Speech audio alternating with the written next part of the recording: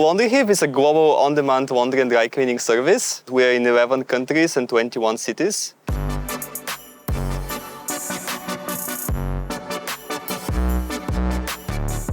It's just exactly like Uber or Careem, where you open your app, you see your driver coming.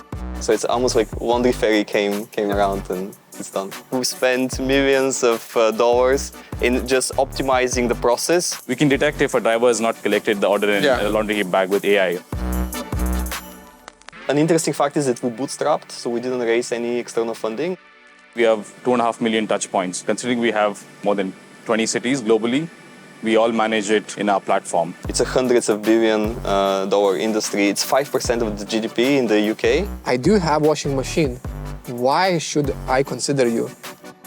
Every restaurant or bar you go to, they need to wash their napkins, their tablecloths. You have the confidence. You can tell them, I'm going to bring you 100 orders. Can you handle it tomorrow? End of the day, you're fighting for the space in the user's mobile app.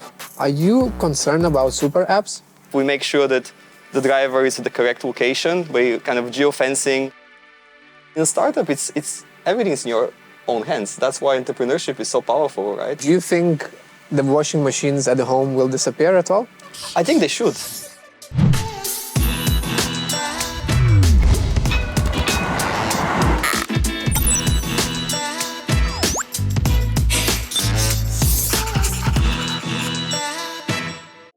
Welcome to episode up. Today we're landing in DIP, Dubai Investment Park, and gonna interview a Laundryheap, one of the largest laundry service providers on demand. Basically, what these guys are trying to do is to remove your washing machine from your household. How they run the business and how does it look like? We're gonna go and check it out today.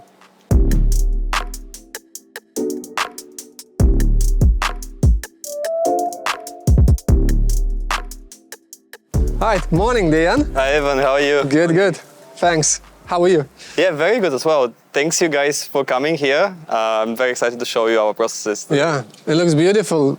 Blue collar, branding, a lot of people around. Tell me, what do you guys do here? So Laundryheap is a global on-demand laundry and dry cleaning service. We started in London, actually, and we're in 11 countries and 21 cities. So the service is very simple. We come to your home, collect your laundry and dry cleaning.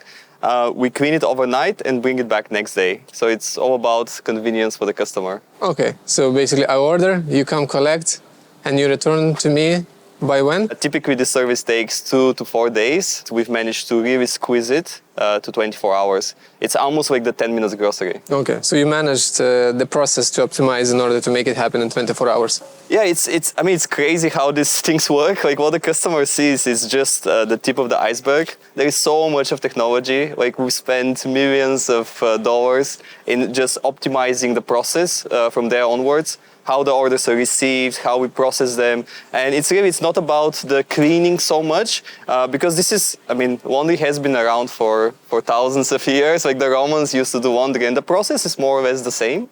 Of course, there is a lot of machinery, and we will show you some improvements. But it's really how do you manage the orders, how do you manage the whole process. And today we are where? So today we're here in Dubai.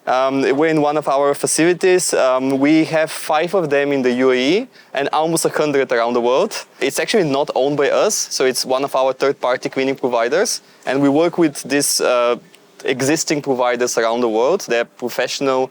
They really understand the cleaning, how it's done. And we help them by adding this layer of technology and connecting with the customers. They don't need to develop technology. They don't need to talk to customers. They don't need to do marketing. Yeah. So we are able to invest in that, and they really can focus on the work that they're best equipped to do. Actual job. Actual cleaning, job. Yeah. Exactly. So yeah, as I mentioned, like the laundry industry, everyone has seen a washing machine, everyone has one at home, but it's really about how do you optimize the processes from the moment the order is collected until it comes here. How do you have enough time to itemize it and bring it into the process and have it clean? Historically, customer had to itemize everything they sent. And even if you go to a dry cleaner, they start counting everything in front of you. Fill up the form and items, and yeah. It's just a tedious process. And how many times have you gone there and then they've closed, right? And then you go on Sunday and they're not working. And it's a mess. So what we wanted to have is a really simple process where you press a button, driver comes to your door, you put everything inside, you don't need to think, can this be washed like together? What degrees do I need to wash it? What items am I putting? So it's very managed as a process, and it's very transparent to the customer. We have a lot of washing machines, so you can separate everything at the same time. Yeah, exactly. So this is a major point actually. Like people sometimes worried to use external laundry because they think things are mixed together, kind of like, and this never happens. So in terms of laundry, we wash individually. So like my underwear will never mix with your underwear. And I think that's quite important for a lot of people. So you have a QR code that our drivers are scanning. And this is again, like, I mean, kind of it looks so simple, but there is a lot of thought put into it. So when the drivers arrive, we make sure that the driver is at the correct location by kind of geofencing. When he arrives at the customer, all the orders are scanned. While they're scanned, we take a picture of the bag itself. We take a picture of the location just to know we're there. And then once they arrive, the drivers scan them out again. For example, when you guys scanning QR code as a customer, I'm getting updates about the process. Exactly. So this is the benefit of not just kind of sending it to a laundry company, but working with Laundryheap or placing an order with Laundryheap, you have complete transparency. So all the items that you sent, once they're itemized, you can see it on your app. You get a notification. You can see exactly what you ordered. You can see how much it's going to cost you. You can make changes. Okay, so you're making a decision that maybe it's not good to wash that item, or... So our staff is deciding, and again, like we check each item, we check the labels of the item, so it's quite a lot of work, right? So yeah, guys sort it out. What's usually next? Yeah, so after the items are sorted, then they go into, so there are a couple of different processes. You can either obviously go into washing, or it's a dry cleaning process as well. So you have a couple of the washing machines here, for example. So like machine like that, right? Like nobody has at home. They're a lot more efficient. So in terms of water consumption, electricity consumption, you have a lot of different like programs that you have. So at home, the washing machine is designed just to be simple, right? And I think they're not that simple anyway. Still a lot of settings to dial. A lot of settings to dial. And like nobody really knows how to use a washing machine fully, I have one setting that I put on. And you go back to it all the time. So this is helping. And what you mentioned as well, the quality of the cleaning. So to clean something nicely, you need more space. So which is like counterintuitive, because when you're looking for a washing machine, you have a specific space where you need to put it at home. In terms of liquid, like maybe you're not putting enough, maybe you're putting too much. Are you saying that in specifically industrial washing machine, the quality is better of the washing? Quality is better. So it's a lot more efficient for the environment. It's also cheaper actually to do it commercially, and quality is better. So your items, like if typical item might be good for like 20 washes or 50 washes, depends what the quality of the item itself is. In the commercial environment, it will last a lot longer. Yeah. All right, so this is kind of, like you said, external partner or supplier. They do own business, but what is your part as a company, as a technology, as a methods? The logistics improvement is huge. So like we deliver with our own fleet of drivers, so we don't use third-party companies. So you have all control. It's very important for us, and we started in the beginning with third-party providers, but we realized very quickly, like you need to have full control. You need your drivers kind of with a branded uniform, and they give a lot of trust to the customers. If you order something on Amazon, you don't feel that's your item unless you start using it. So if it comes broken, you're a bit upset that you need to complain and order again, but at the end of the day, it's not your item. It's not Evan's phone until you start using it. With laundry, it's very different. It requires a lot of trust. It's attachment, you mean, to the item? We can't collect your underwear, right? I mean, these are very private items. In attachment, you might really like your polo shirt and so on. And like people are very sensitive about these things, and they could cost a lot of money as well. So how are you tackling that? Let's say it's very sensitive attachment to the item, because of the transparency on the app, or how else are you doing that? Yeah, so I mean, if you see, for example, the processing areas, they are equipped with CCTV. So each order, so the moment, so actually there is a lot going on. I see the camera. So there the camera. So the moment the bag is scanned, we actually take a footage of that exact bag, and save it on the order. So it's not something we share with the customer, but it's something we keep in case we need to come back and see what was in the bag, how was it processed, just to make sure. And this is your solution? It's our solution. Okay. All right, so in case any kind of questions or missing item, you can go back and check it out. We can go back and check it out. I mean, this is very rare, but I think even at home, how many times have you lost your socks? Your socks, the right? mystery of the socks. The mystery of the sock, and it's just under the chair or something. And the same can happen. Like, this is a commercial environment, but we have a lot more processes. Okay, so you're all about customer experience as well. Exactly. So once it's cleaned, what's happening next? So once it's cleaned, it either needs to be kind of dry and folded, or it needs to be ironed. Like one thing which is I think quite interesting for this market in the UAE is that when we came, most of the items had to be ironed. As I mentioned, we are in 11 countries. We're in the US, we're in France, we're in the UK, and over there it was completely different. Really? Were people not expecting to be ironed, or? Yes, one thing which we were surprised here is that we got a lot of disorders where there will be socks and underwear to iron. Okay, so is it like you do add a tick as an additional service, iron all my socks, everything, whatever, give in the bag? Exactly. So you give us a bag and you tell us what service you want. Yeah. You either want it just washed and fold, like the way you would have it at home, or you can say, I also want it ironed, and then we'll do that for you, no matter what's inside. What's happening here? Here you have some of the bed sheets being ironed. So this process is not done by hand, so it's automated. It's quite a standard machine and a process you have. That's quite big iron. It's quite a big iron. You wouldn't be able to put that in your kitchen. So this is very handy for our B2B customers. Okay. So we serve a lot of hotels, we serve a lot of Airbnbs, a lot of restaurants, bars, hairdressers. So actually as an industry, it's quite large. People don't think about all the places laundry is needed. Every restaurant or bar you go to, they need to wash their napkins, their tablecloths, their chef's uniforms. So let's say you're an Airbnb agency and have 100 different apartments.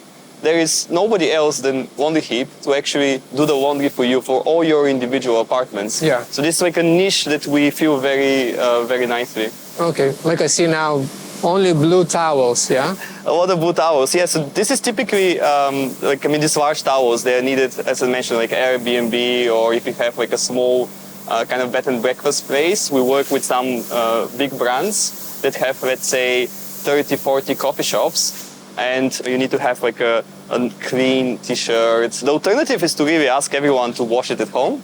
But what these brands are realizing is people just don't wash it, right? So the brand basically overtaking that process, make sure that everybody, once they arrive in the job, they have a clean, washed out uniform. Exactly. Mm-hmm. So, okay, B2C, B2B.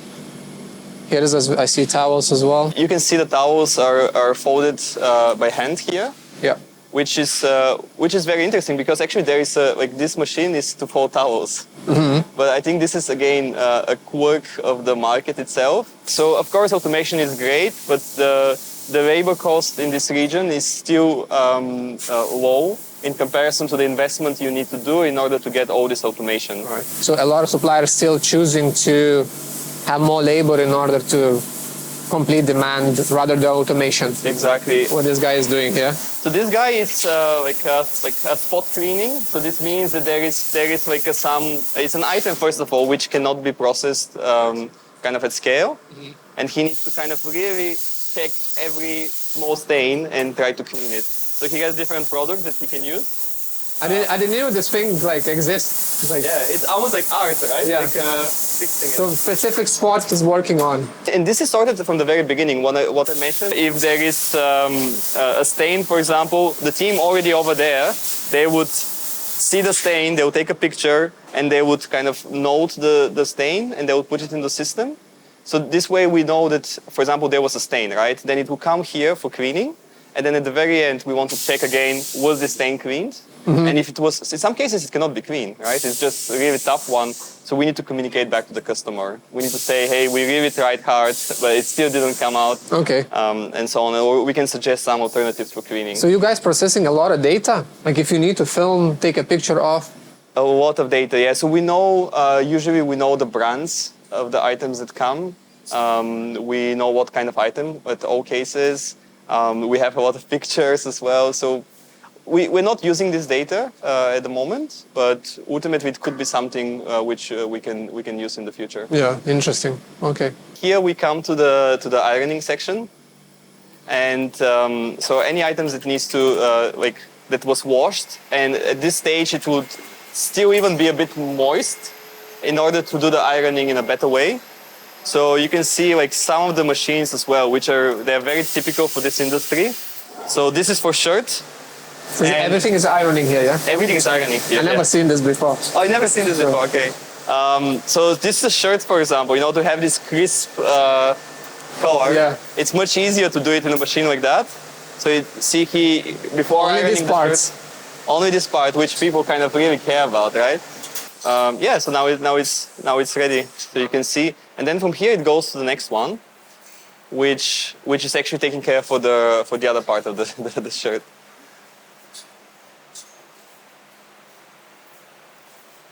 That looks for me like a high technology of the ironing. Yeah, so I mean, like this is one of these examples where actually having a machine makes more sense because you can see it's one person is able to do two of them at the same time. Okay, other side, yeah. In some of our processing facilities, they actually have the four of them. So it's really, the calculation is much easier in terms of your costs because then you have one person and then you can calculate per hour how At many the same shirts. time, they're ironing 4 items. They are doing 4 items at the same time. So What you see, is this? he only attached it, and now the other one is coming back. To do this shirt, I mean, you saw like it's just a couple of seconds, and now it's ready. To do this at home, it's tedious job. Nobody likes to do ironing. So it's really one of the reasons why so many people are using us is because of the ironing service. It's just really saving your time. Yeah, I hate ironing. I can tell you. Yeah, everyone does. Yeah.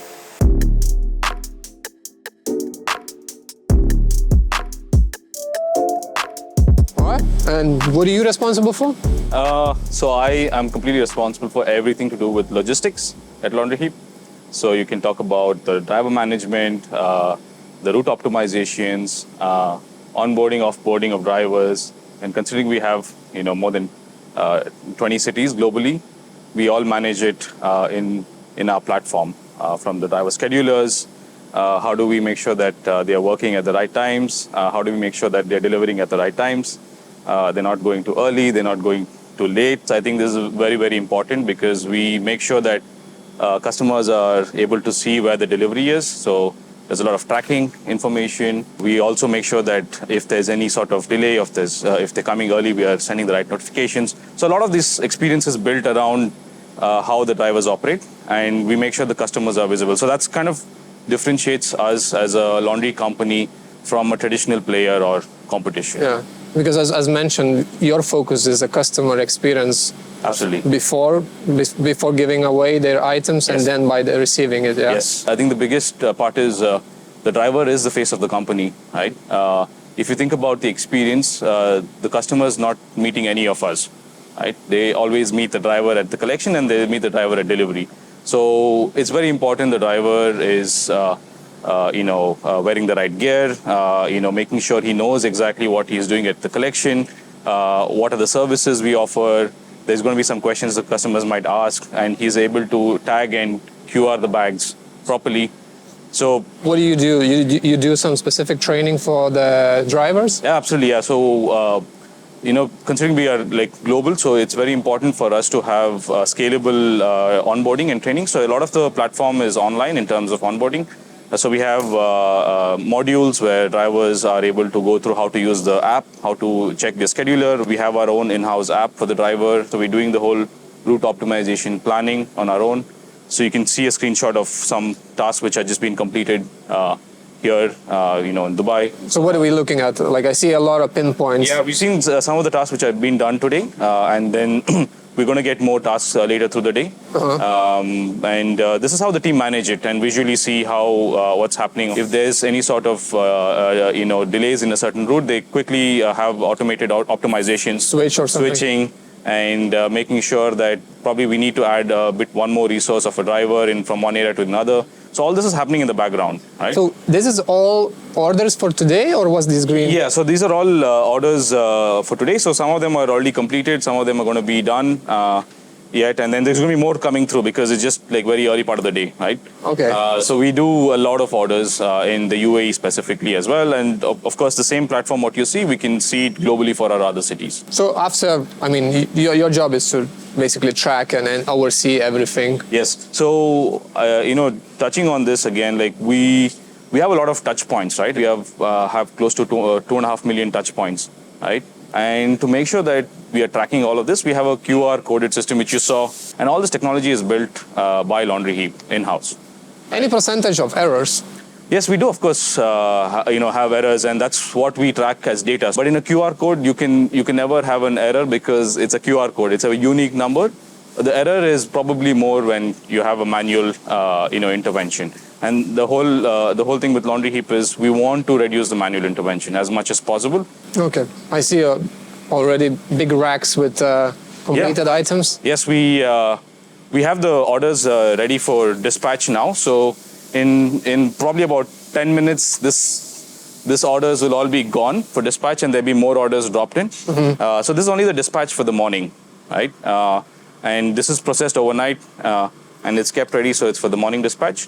How much of workloads you guys providing to specific this partner and their own orders? I think it's a good question, right? So here we are, I would say, at a commercial facility where they could take much more orders, but we are very stringent on quality. So, for example, in terms of the logistics, we distribute the task based on what they can process. Also, how close they are to the proximity of our core of orders, right? If you just take Dubai as an example, we have Business Bay, Marina as two core hubs where we process most of our orders. And the proximity from the facility to these core places plays a significant role. So you're basically sorting in order to make it happen in 24 hours. Yes, and I think this is the key part of the service. We're also making sure drivers, we use, for example, a lot of AI in our driver app. So when drivers are collecting, let's say, our orders, we make sure that they're collecting in our Laundryheap bags for the experience. And we can detect if a driver has not collected the order in a Laundryheap bag with AI, right? And AI has advanced a lot in the last 1-2 years. And we are trying to adapt very quickly into this as well, so we can reduce the manual workload for the team.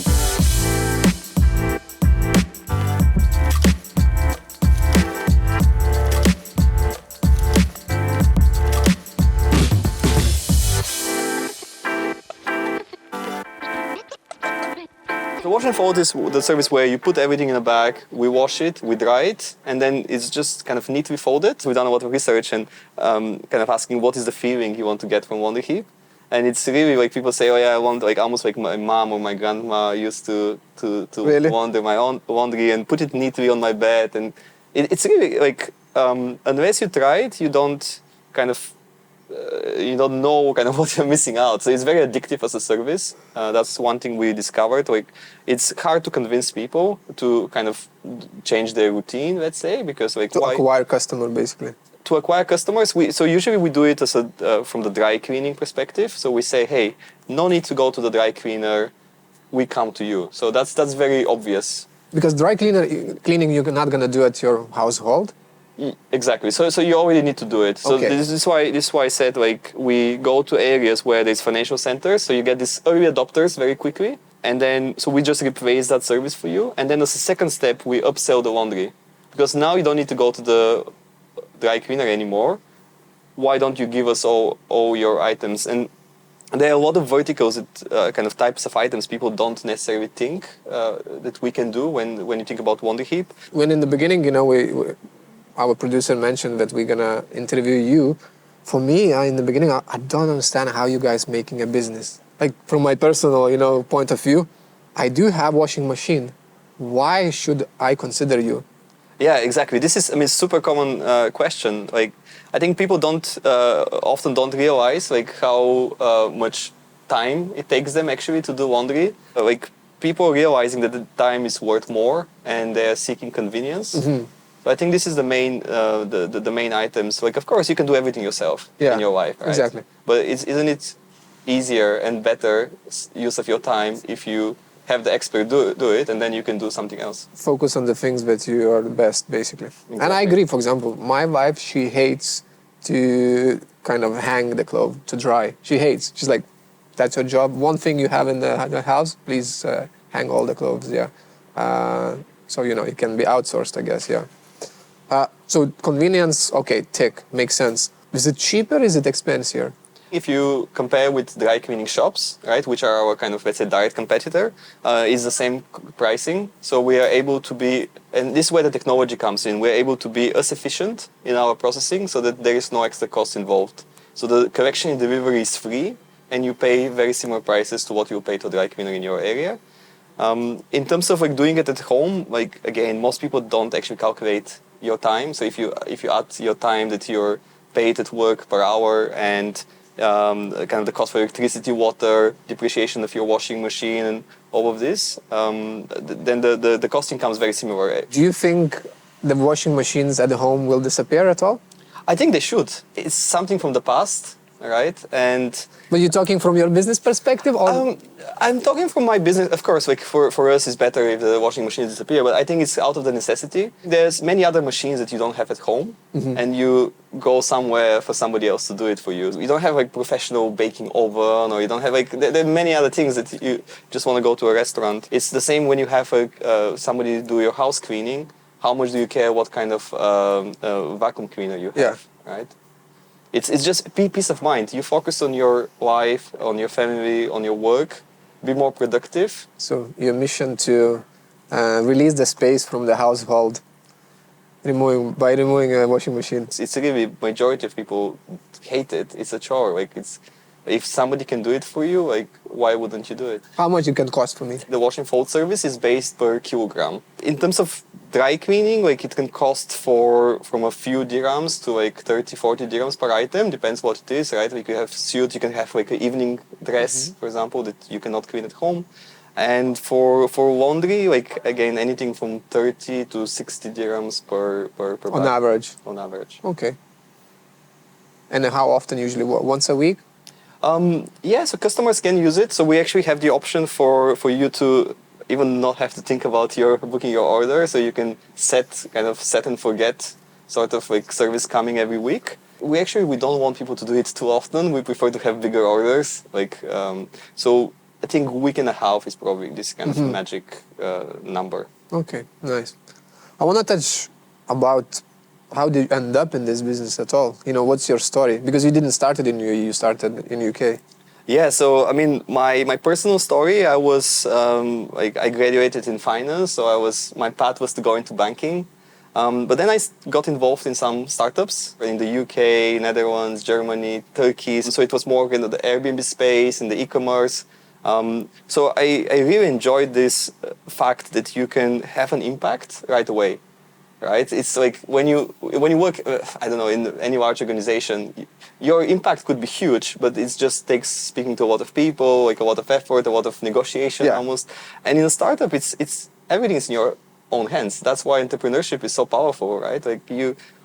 Especially now, you can put a website, you have a YouTube channel, and it's so, you have the power, right? Yeah. Nobody else is responsible for what you're doing. So I really enjoyed that. And so they wanted to send me further. I think they wanted to send me to Vietnam because they were in different countries. But I went back to the UK and started looking for consumer services because that's what I really kind of understood and I had passion for. I don't have any history for dry cleaning. My parents don't have a dry cleaning shop or something like that. But because I had this kind of very busy lifestyle and laundry was always a pain for me. So I started looking in that direction. This was the time when Uber was getting very popular. So it was the Uber 4 something. So we're talking what, 2000? 2014, 15. Yeah. So then I started thinking kind of what are the other industries that are very traditional, very large, with a lot of opportunity, but where there is no technology. And for anyone that has ever been to a dry cleaning shop or even facility like that, you realize processes are quite old-fashioned, so they're stuck still 20, 30 years back. There is no technology. Nobody has heard of AI in a facility like that. And so I realized very early on that having this adding this layer of technology would have a lot of efficiencies on one hand, and then the user experience can be improved a lot better. So I spent a lot of days with my co-founder. We were sitting in our first dry cleaning shop that we convinced to work with us. And we were sitting there and we were seeing, well, what time people would come, what items they would bring, what questions they would ask. And we realized it's a very bad user experience. You have to come there, or you have to have a phone number to call, and then you don't know when the guy is coming, and you're kind of anxious. Am I going to do it? When I'm going to go for dinner? It's just all of this can be improved. So that's what we did. We created this technology layer. So it's exactly like Uber or Kareem, where you open your app, you see your driver coming, you can change it, you can message him, and that's it. You have the power. And did you met Mayur? Yeah, so Mayur is my co-founder. So we met in London. So he was just graduating from university. So he was looking for opportunity. And I was able to code. So actually the first version of Laundryheap was done by me. Okay. So I was just coding for a month, let's say, and then I was doing marketing for another month. And then he joined, and the part that was missing was the logistics. So he started kind of recruiting drivers and until we got our first order. And obviously it was super exciting, and we were sending a lot of SMS to our drivers, 8-9 years back. Like, not everyone had a smartphone. Yeah. Many of our drivers didn't, right? So then we couldn't track them. Especially laundry service providers. Exactly, yeah. And many of our facilities didn't have a laptop when we started working with them. So we were, okay, like, how do we change this system, which is this like paperwork, to something which is streamlined, CCTV'd, with QR tags, barcoded, using technology.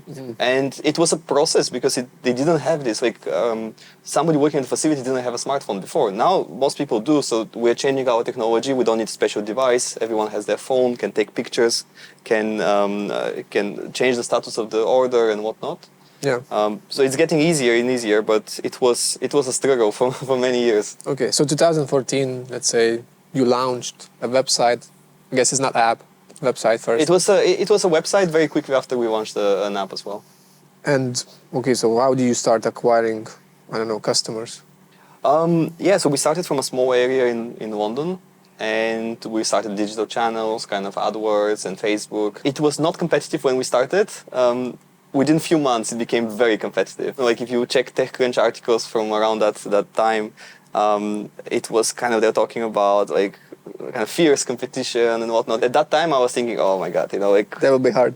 This will be hard business, right? And we need to compete with all these guys now, and who raise how much money. But actually, it helped us in the long term because we created the market all together. So actually, competition is not bad. And it's the same here in Dubai or other markets that we see. The more competitive the market is, the more people know that this service can be done. And you ask me, like, how are you replacing the washing machine? It's on our shoulders, for all of us, the players in the industry, to make it as easy for the customers, on such a scale, so optimized that it actually can be cost efficient for the customer and just really enjoyable to use. What kind of best decisions you did when you start seeing, client base growth? Yeah, I mean, obviously we were very excited in the beginning because this actually works. People were using it. We started getting a lot of reviews, and obviously we want to chat to our customers to see, like, why are you using this service? What did you like? What did you not like? So this early iteration made a big difference for us. An interesting fact is that we bootstrapped, so we didn't raise any external funding, and there were a lot of offers because that was that time when there was a lot of funding available. But what we were trying to do is really figure out what the exact model is. Some of our competitors at that time, they went into like a marketplace model, or they were outsourcing the deliveries with the dry cleaners, which is easier to do. But in the long term, it was not successful as a model just because there's so many kind of pieces that you don't control. So for us, until we got to that realization, kind of which part is actually essential for the business, it took some time. And then also to find these partners and to, like, if you come here and you have a couple of orders, they're not going to take you seriously. Like, they want the orders, but they need special machines for your orders. They need to change their process. So at volume, it becomes much easier. Yeah. You have the confidence. You can tell them, I'm going to bring you 100 orders. Can you handle it tomorrow? And they see you're serious, and now they're willing to buy more washing machines. But the industry is changing. They have to adapt. Yeah. And a lot of dry cleaners are closing shop fronts because it's so expensive. And there is no experience. If there is no good experience for a customer to come to your shop, then what is the point of your shop existing? When was the point when you start accepting like investors? You start looking for, or they knocked in your doors? The moment we saw the model is good, we have a lot of retention, we started looking for seed investors just to give us this fuel to have the fire burning a little bit stronger. Again, we were very worried about large investor come in and kind of we need to be in like 100 countries by the end of the year. And because we've seen it doesn't always work very successfully. On average, how long you think that the one customer stays with you? Oh, they stay for many, many years. Yeah? Yeah, very long LTV. So the first month is kind of quite critical, of course, that you have great first experience, that you come back. But then it becomes a habit. So it's hard to stop any habit, right? Like once you have it, that's why we try to make it easy for them to set repeat service, put everything in the bag. Customers love our bags, by the way, just because they have it there. Any dirty laundry, they put it directly there, and it's Leave in front of the doors? We live in front of the door, and we just collect it and we replace it. Okay. So it's almost like the laundry ferry came around and it's done. Put in the evening, wake up, it's gone. In the evening, come back from home, it's again here, fresh and clean. Yeah, exactly. So I want to talk, like, for example, we are right now doing an interview in Dubai, in UAE. You guys started in UK. And UAE was the second, next country that you expanded. Yeah, what decision that the next step to make it to UAE? One of our cleaning facilities, actually in London, we were speaking with him, and he was really understanding the business model, so he was very helpful. So he told us that he has a facility in Dubai, right? And we were okay, like that's interesting. Like entrepreneurs want to do more. So that was really kind of the small trigger that got us thinking. So I was really kind of eager to test our team further and have a new time zone, new payment methods, just like new items, really from the very beginning to start thinking as a global company. I wanted to expand as early as possible because then the whole product development will take that into consideration. We got so many orders very quickly. We realized, okay, that's a major market. That's going to be big for us. So we started investing more. Tell me about the process. I mean, even like you said, UK is different. They have postcodes and everything. Here is, we don't have postcodes. What was the process? Like legal entity to establish and whatsoever? Establishing a business in Dubai is not that complicated. Again, if you follow the process. In terms of technology, again, yes, it's different. For example, we had to allow customers to actually move the pin to the exact location and things like that, which we didn't have before. But that thing is actually useful, even in a city like New York or something. So it was not in the priority for us to develop at that time, but because of Dubai, we pushed it a bit further. We always try to really develop things that are good for the whole business and basically adapt where it makes sense. How was the difference in terms of service to provide? Is it cultural difference or habits? I think people want clean laundry everywhere, right? Just any large city with vibrant population would use this service because everyone is looking for convenience, and now we're in 21 cities and that's really proven that it works. Like mentioned in UK, for example, we don't want to iron some stuff. Here was like absolutely standard. We don't try to overthinking. We don't hire consultancy to advise us on Dubai business or something like that. Really just, I think it's faster and easier, just do it. And see what happens. Put it online, 5 customers order, maybe call them, ask them why did they choose your service, how did they find it. And then we added a lot of verticals, like carpet cleaning. It's quite popular. We added because of UAE or because of the UAE, right? Specific services are just more popular, and like shoe cleaning is very popular here, much more popular than it's in the UK or in the US. Okay, I think you mentioned something during our initial call. Can't remember now. Something about Airbnb. Yeah. So Airbnb was a good discovery for us. We didn't kind of think about Airbnb so much. But very early on, we started being approached by Airbnb hosts or even our best customers. When we started seeing who they are and tried to call them, we realized, okay, this is an Airbnb host. And for Airbnb, like having a clean place with good Wi-Fi and hot water and clean bed sheets is probably the 4 or 5 main items. Having this hotel experience at home is quite important for customers. It's actually very important to Airbnb as well. We actually official partner of Airbnb, just because Airbnb also wants to have that great experience. Imagine a customer staying in an apartment, bed sheets are not clean, he or she finds a piece of hair on the sheet. They might not book Airbnb again, right? So we're really doing this kind of B2B partnerships to enable the B2C where higher grade of service can be provided. And what kind of partnership is with Airbnb? Yeah, so they're promoting us in many different markets as the laundry service to go to. How did you manage to land that? I mean, because I believe it's a big thing. So this is one of the advantage of being in many different countries. We've had a lot of conversations, even like, let's say with WeWork, with Airbnb, some of the big hotel chains as well, to do laundry for their guests, right? So not the bed sheets on the beds, but really this individual service when you're staying. And because we're in so many markets, when you go to one of the big hotel chains, they pay attention because when you say, listen, I can serve 80% of your hotels around the world, right? If you're local laundry coming from Dubai or from New York or from Paris, You need to manage different suppliers. it doesn't work. That's so well. your unique selling point as well. It's unique, and also like it's hands off for them, right? It's just this extra service which is not core to them. You can get a commission, but we do everything. Oh, interesting. So you can add extra revenue to the hotel as well. Since you mentioned Airbnb partnership, how do you guys do marketing or sales? So we have 2 sets of teams. We have a global team, as I mentioned, like it's 160 people, which are managing a lot of the operations and marketing and sales on a global level. And then we have individual teams in each of our cities.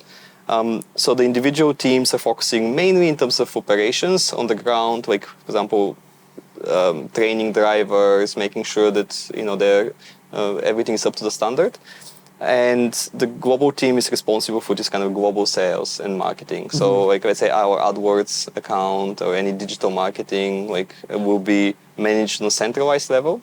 But then we rely on the local team to tell us, okay, there is Dubai Fitness Challenge and there is different activities going on. The thing is we don't shy away from being a global company. I think we want customers to understand that that's a global company. Of course, we try to relate to them. I think we should not seem too cold and too further away from them. But I think my ultimate goal is that when you can use the Laundryheap here, then you go to Paris, New York, use us there, and we have so many customers that use us in different locations. And this is my dream for me, that Laundryheap becomes the service that just you have the confidence that no matter where you go, almost kind of Uber, for example, no matter where you go, you can order something on Amazon. It should be the same for laundry. We have some crazy cases, people would send a service because they're going away. They send the service to us and they said, can you please kind of hold on the delivery because I'm coming back in 2 weeks. Okay. So it's almost like a storage facility a little bit. So there's so many different cases. I think the opportunity is so big there in this space. Can we talk about, let's say, how the income splits in terms of Airbnb, B2C, B2B? For the UAE, still B2C is the biggest chunk, just because we're growing so much there. In terms of, let's say Airbnb apartments, they're a great market, but they're not growing with the same tempo that we're able to convert normal customers to stop using their washing machine and come to Laundryheap. Percentage-wise, maybe 80% B2C, 20% B2B. Okay. And you still believe that, let's say in UAE, still a lot of market to be captured? It's huge. Yeah. Transform me from using my washing machine to actually using the service. The challenge is really still to educate. Most people don't realize that this service exists, right? That's why we're here today. The market is growing. UAE is growing. A lot of people are moving to convenience. You almost want to treat yourself to these pleasures, and you don't want to be spending your Saturday ironing.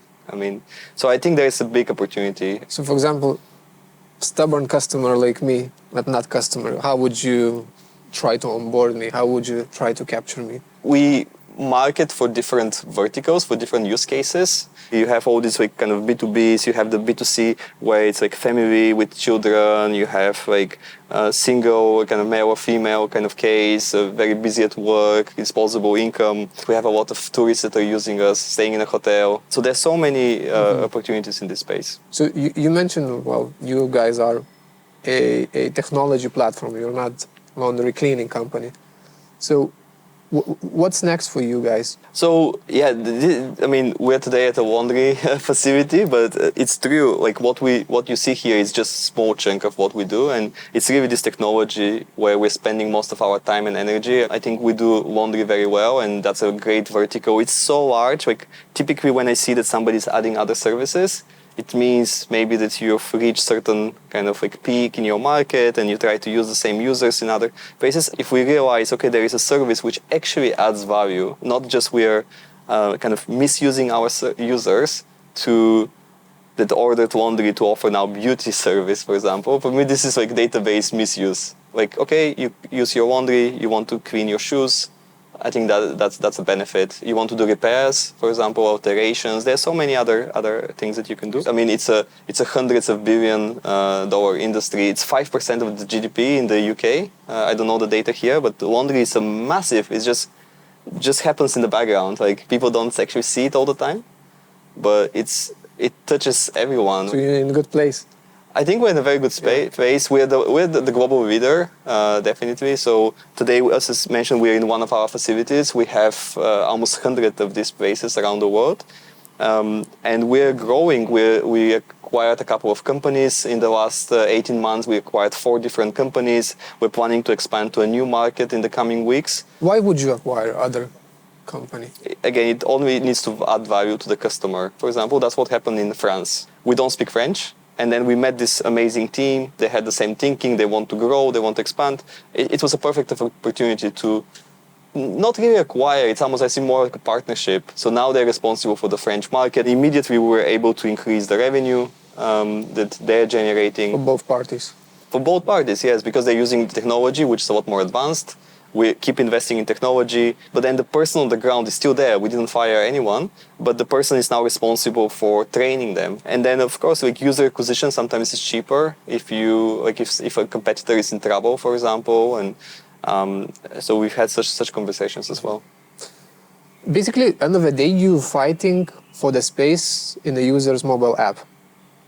Are you concerned about super apps?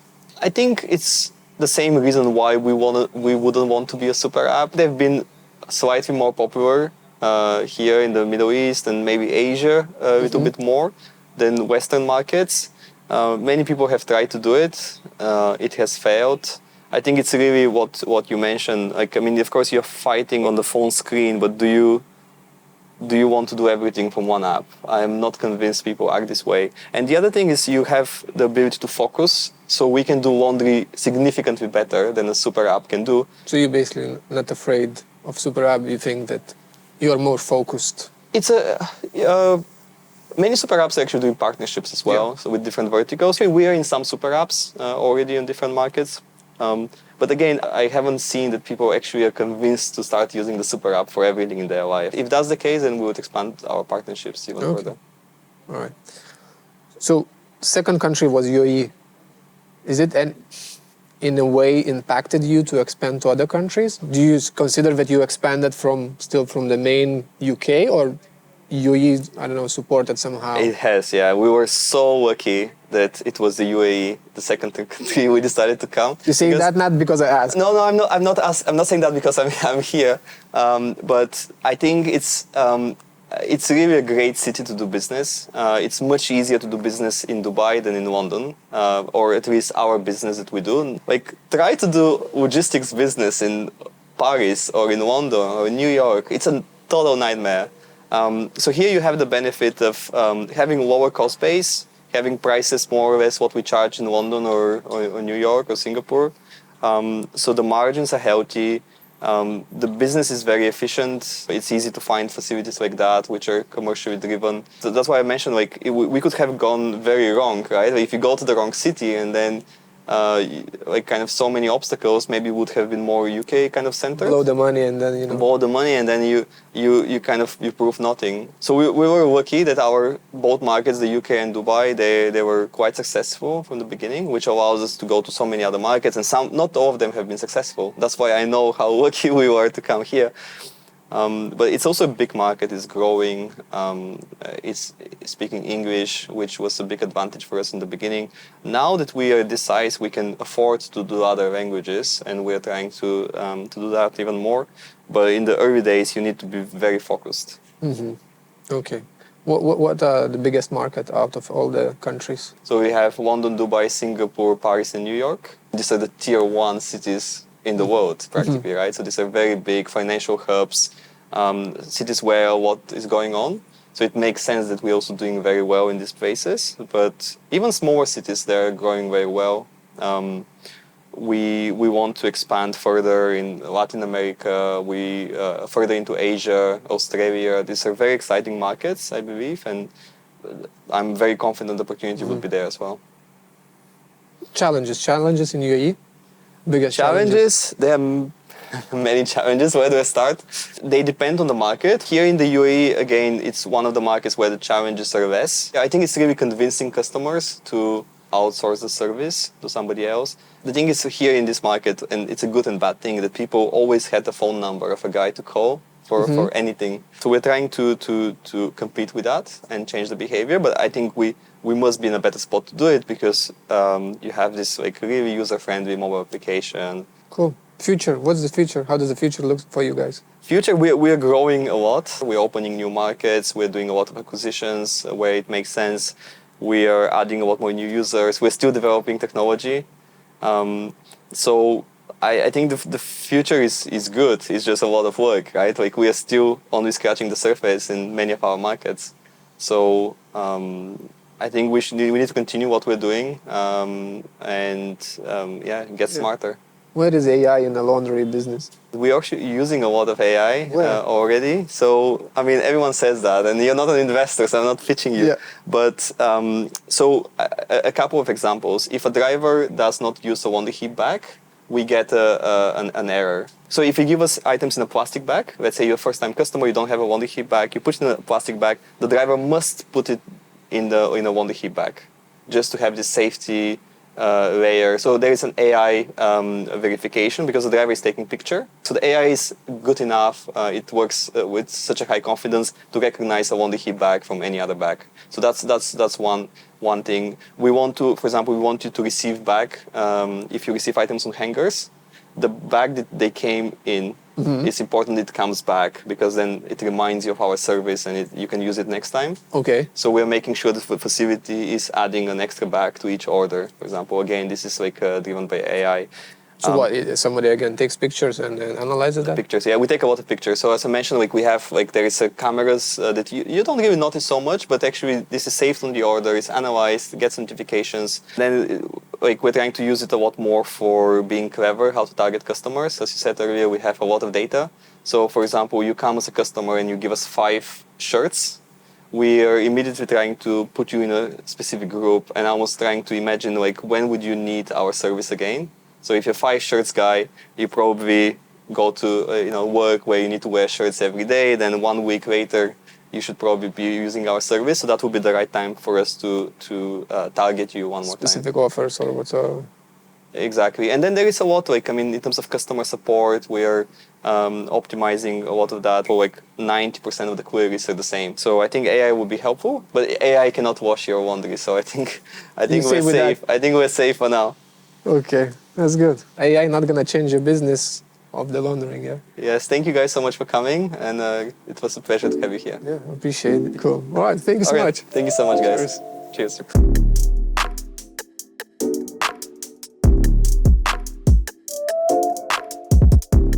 I hope you guys enjoyed another great conversation. What I really like is the statement when they mentioning that our service is like a magic. As a user, you just need to click a button, your items will be collected, all the hard work will be done as a magic, and you're just gonna receive your items back. I think all of the business should think about it that they should eliminate all the distraction from the customer and they just need to get end result nice and clean. The question is, would you start changing your habits? You maybe have a washing machine at home, but maybe it's time to consider to outsource, have more space, have more time. And this is a really good example. Guys started in UK, expanded to UAE, and UAE was kind of a catalyst to expand to other countries. test the market, and move forward. Hope you guys enjoyed the conversation and maybe learned something, maybe picked up some action points that you can apply for your business. So we're gonna see you in the next one.